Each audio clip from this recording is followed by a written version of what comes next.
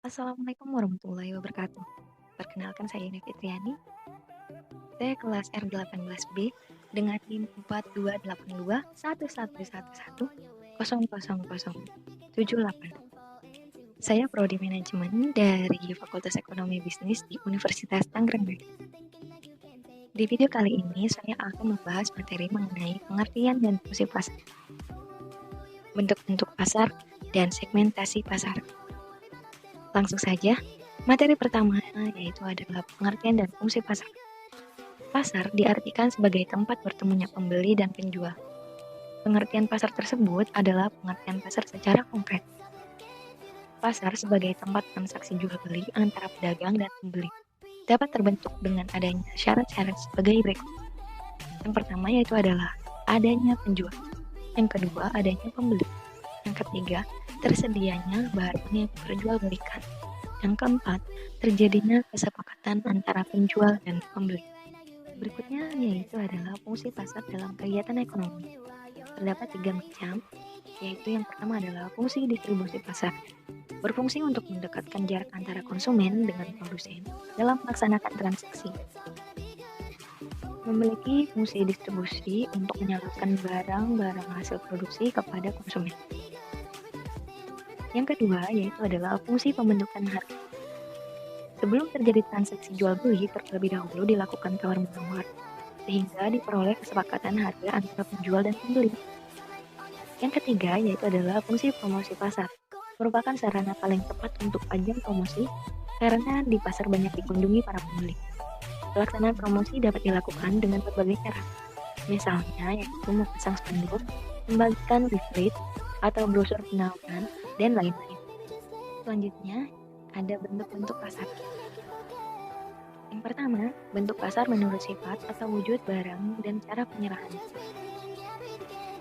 Terdapat pasar konkret, yaitu pasar yang dimana barang yang diperjualbelikan benar-benar ada dan penjual dan pembeli bertemu langsung.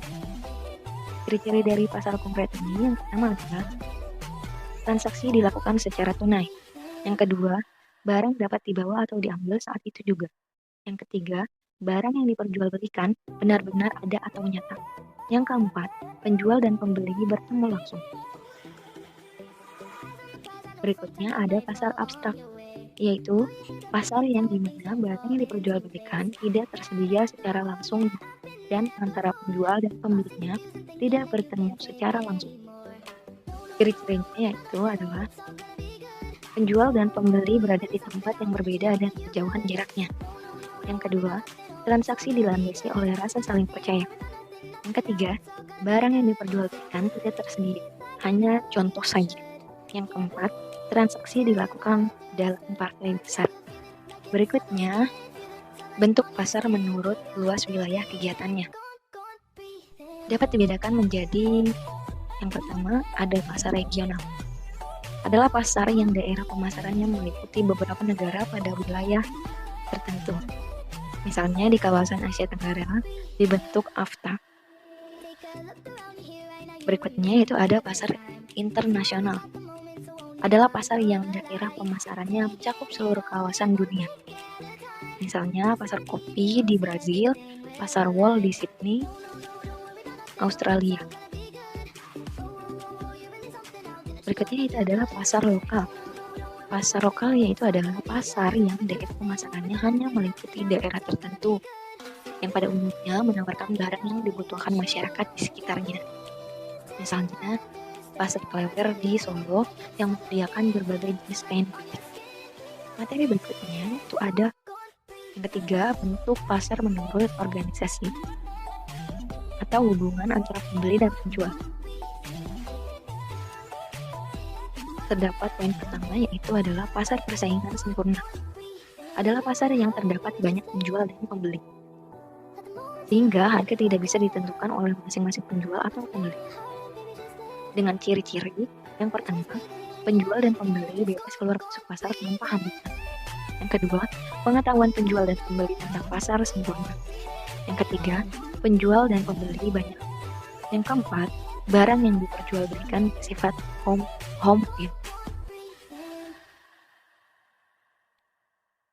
Poin yang kedua, ada pasar persaingan tak sempurna. adalah pasar yang dimana jumlah pembeli lebih banyak dibandingkan dengan jumlah penjual, sehingga pasar dikuasai oleh satu atau beberapa penjual saja. Ciri-cirinya, yang pertama, terdapat hambatan untuk memasuki pasar. Yang kedua, pengetahuan pembeli tentang pasar terbatas. Yang ketiga, jumlah penjual sedikit. Yang keempat, barang yang diperjualbelikan bermacam-macam.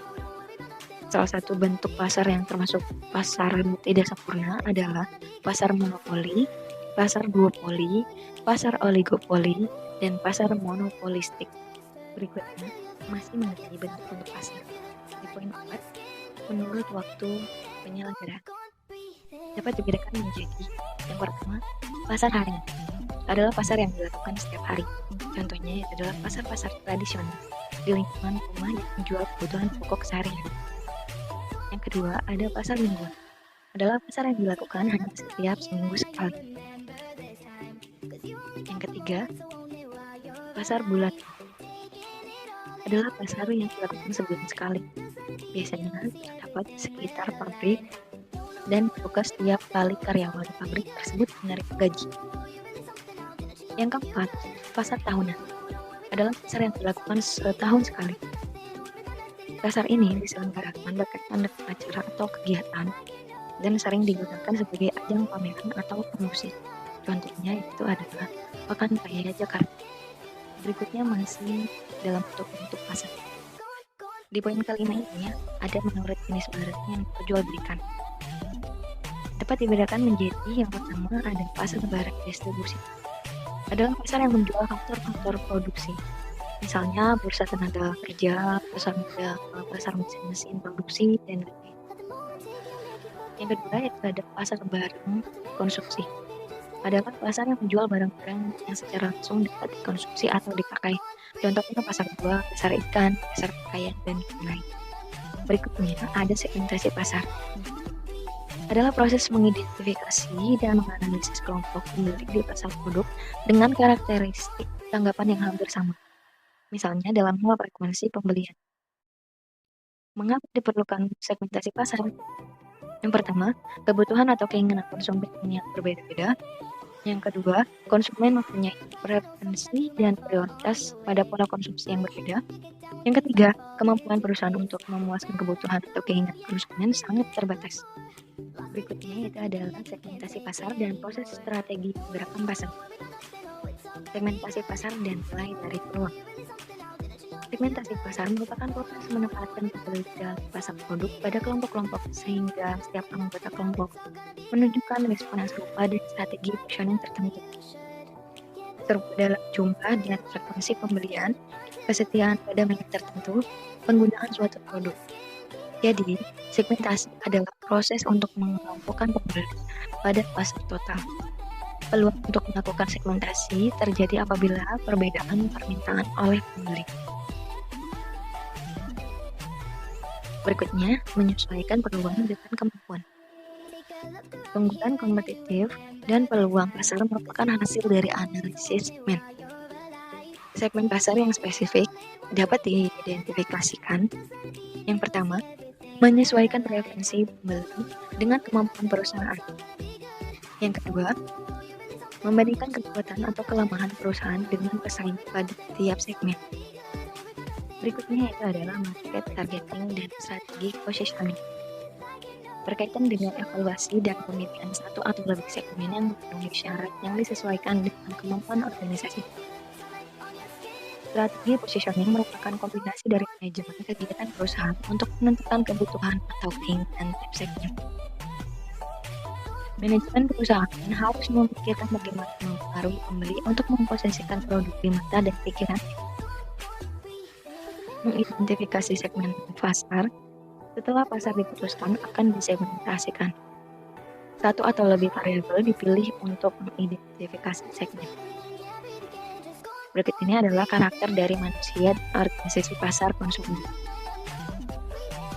Yang pertama, itu adalah geografi atau lokasi dan demografi, yaitu usia, pendapatan, dan pendidikan. Yang kedua, yaitu adalah psikografi atau gaya hidup dan kepribadian. Lalu ada pasar organisasi yang meliputi tipe industri, yang kedua ukuran perusahaan, yang ketiga adalah tingkat perkembangan industri. Selanjutnya yaitu adalah segmentasi atas dasar situasi penggunaan produk. Pasar dapat disegmentasikan atas dasar bagaimana produk digunakan. Misalnya, baking soda memiliki beberapa kegunaan lain. Selain untuk menambah rasa, untuk menghilangkan bau di dalam es, dan oven microwave, serta sebagai dasar resep pembuatan gigi. Kebutuhan dan preferensi pembeli. Terdapat 3 poin. Yang pertama yaitu adalah consumer needs. Kebutuhan memotivasi orang untuk melakukan kegiatan atau permintaan. Poin kedua yaitu adalah attitude atau sikap. Sikap dapat mempengaruhi perilaku konsumen. Yang ketiga yaitu adalah persepsi. Adalah proses seorang memilih, mengorganisir, dan menginterpretasikan informasi untuk menciptakan penggambaran tentang sesuatu. Selanjutnya ada pembentukan segmen. Persyaratan segmentasi ada 5 kriteria. Yang pertama yaitu adalah tanggapan terhadap perbedaan. Kunci untuk melakukan segmentasi adalah menentukan perbedaan tanggapan konsumen, sehingga dibutuhkan strategi dan program pemasaran yang berbeda. Apabila pasar produk tidak dapat dibedakan, maka tidak perlu dilakukan segmentasi. Yang kedua yaitu adalah segmen dapat diidentifikasi. Harus dapat mengidentifikasi kelompok pembeli yang menunjukkan perbedaan tanggapan. Meskipun seringkali sangat sulit dilakukan.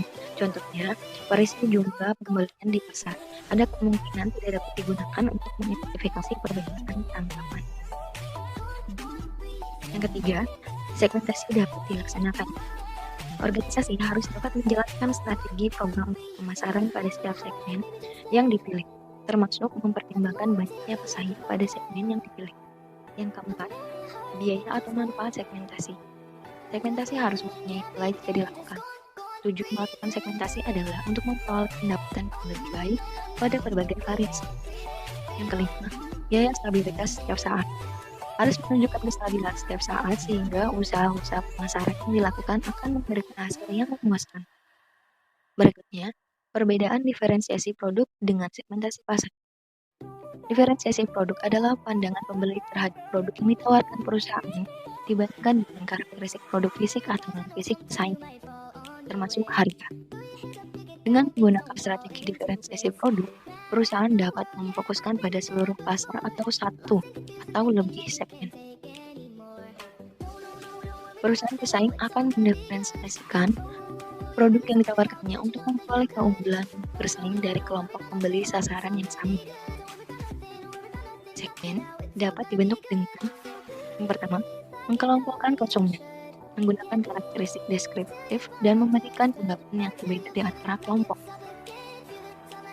Yang kedua, menciptakan kelompok atas dasar perbedaan tanggapan, seperti frekuensi pembelian. Berikutnya, identifikasi kelompok pembeli. Pembentukan kelompok berdasarkan perbedaan tanggapan alternatif lain untuk membentuk kelompok konsumen berdasarkan karakteristik deskriptif, yaitu dengan mengidentifikasikan para pembeli dengan menggunakan tanggapan yang berbeda untuk membentuk segmen. Hal ini dapat dilakukan dengan cluster analysis atau analisis kelompok atau perceptual maps peta persepsi konsumen. Berikutnya, segmen pasar yang menarik. Yang pertama, mikrosegmentasi. Segmentasi mikro.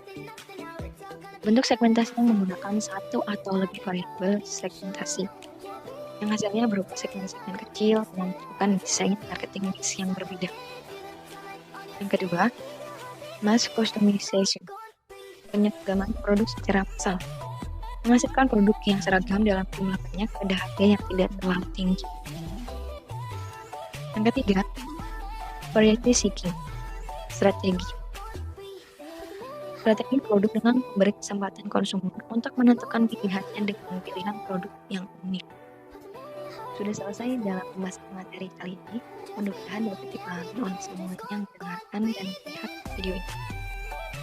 Apabila terdapat kekeliruan dalam penulisan maupun dalam pengucapan dalam pembahasan materi kali ini, saya mohon maaf karena saya juga masih proses pembelajaran. Apabila terdapat saran ataupun komentar, dipersilakan untuk memperbaiki presentasi saya di kemudian hari. Sekian video kali ini. pembahasan materi sampai sini. Wassalamualaikum warahmatullahi wabarakatuh.